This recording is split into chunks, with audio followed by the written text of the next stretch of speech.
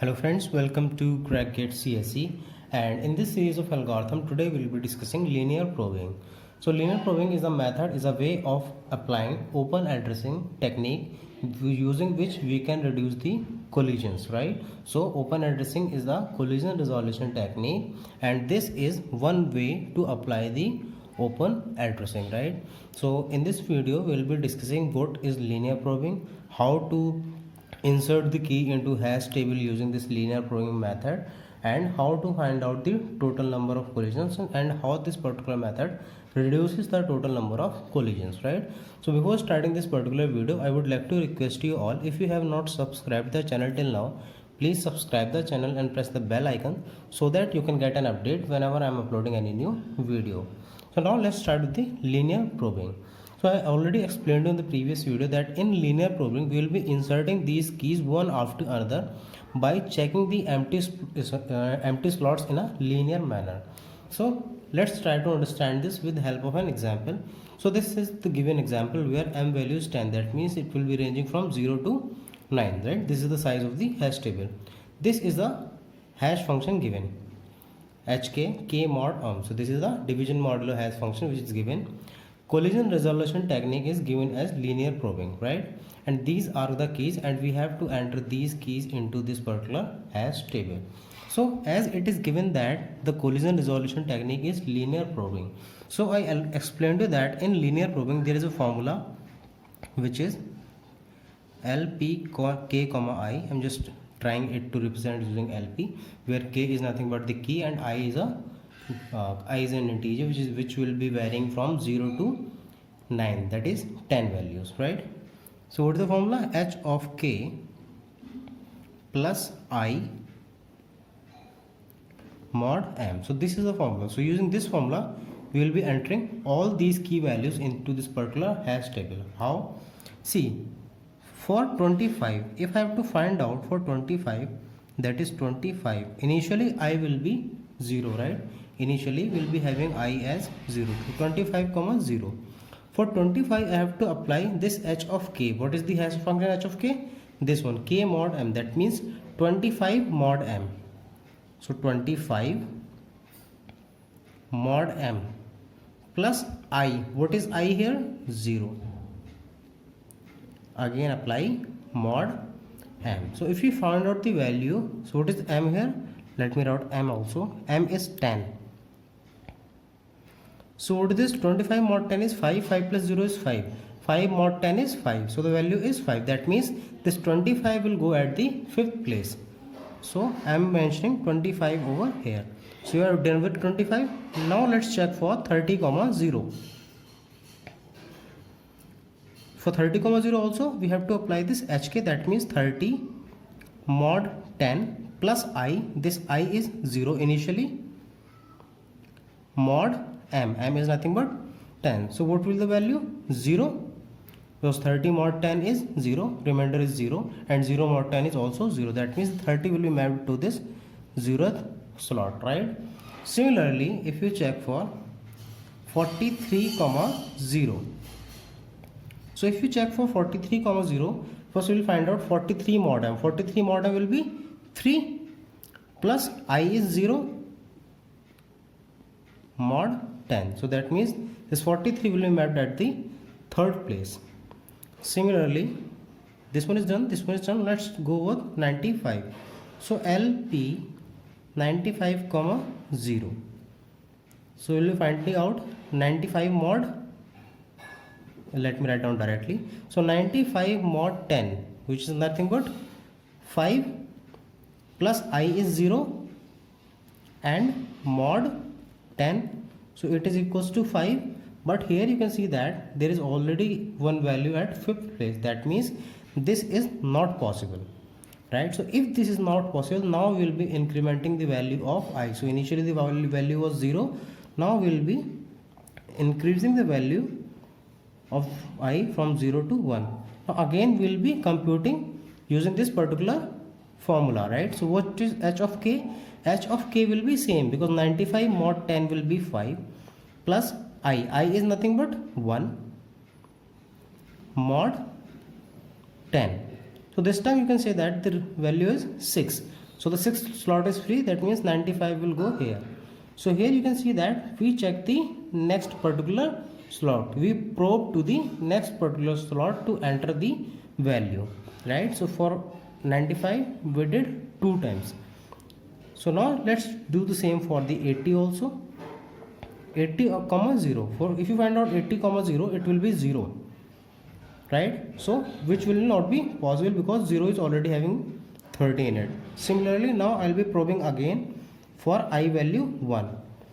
Now if you calculate using this formula, you will be having value as 1. That means the value of 80 will be stored at this particular place, right?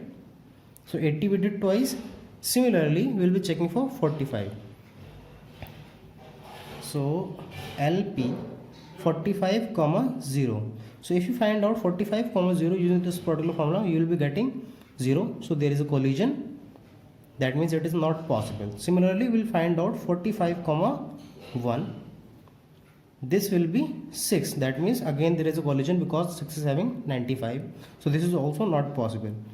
If you check for 45, 2, this will be 7.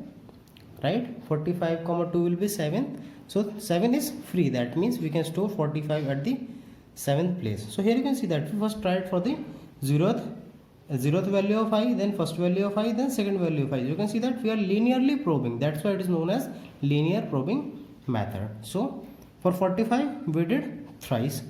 Similarly, we will be doing for 35. So we done for 45. Now we will be doing for 35. So for 35, 0, so the linear programming for 35, 0 will be equals to 0 initially. That means a collision, because we need to do, sorry, this will be 5. That means there is a collision. Similarly here also it will be 5. I mistakenly wrote it as 0, right? So here it is 5. That means there is a collision. Similarly, we will be finding for I value 1. Then it will be 6. Again there is a collision. Similarly, we will find out for 35, 2. For 2 value, we will be getting the output as 7. So yes, you can see that for 7 also I am getting a collision.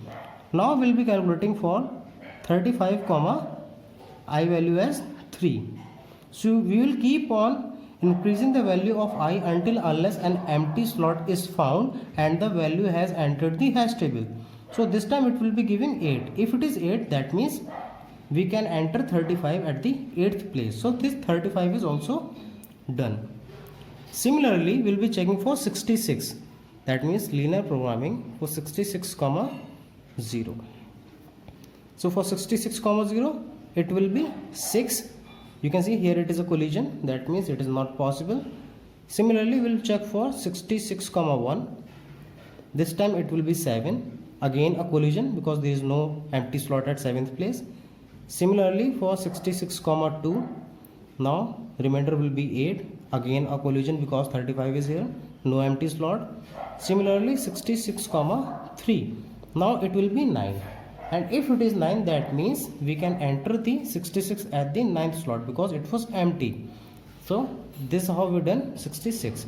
Now if we check for 78, so initially 78, 0, which will be 8. Collision because value is already there. Similarly 78, 1, it will be 9. Again a collision because value is here.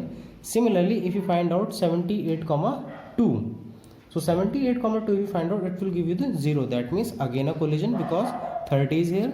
Similarly, keep on increasing the value of I unless an empty slot is found. So for 78, 3, it will be 1. That means again a collision. So if you keep on finding out like this, at 78, 4, at I value as 4, you will be getting the remainder as 2. That means we can insert at the 2nd place. So 78 will be inserted here, right? So you can see that whenever there is a collision, we are increasing the value of I and trying to find out the next possible slot. So we are doing it in a linear manner. That's why it is linear probing. Also one important thing is, here we are having 9 values. So you can see that all the 9 values are in this particular hash table and one field is free. That is why we told you that in the previous video that the size of hash table has to be either equals to the number of keys or more than the number of keys. Now the question is, how sorry, how much collisions are there? How much collisions are there? So how to find out the collision? Wherever we are iterating again, wherever we are having a cross sign, that is nothing but a collision. So this one is one collision, this one is second collision, two collisions here, three collisions here, three collisions here, and four collisions here. So if you sum up all these values of the collision, you will get in the total number of collisions. That means 4 plus 3 is 7, 7 plus 3 is 10, 10 plus 2 is 12, and 12 and 2 is 14. That means total 14 collisions are there. So we handled 14 collisions using this linear probing method, right? So similarly, they can ask you how many collisions are there, and similarly they can give you the value of the keys. If there are more than 10 keys in the, if there are more than 10 keys given, then obviously there will be one value or more than one value which may not be able to enter into this particular hash table. Then they will ask you which is the key which is not able to enter into the hash table. So that kind of question can also come, right? So practice these kind of questions. These are very important questions. Now some important point. First one is, here we are not wasting space.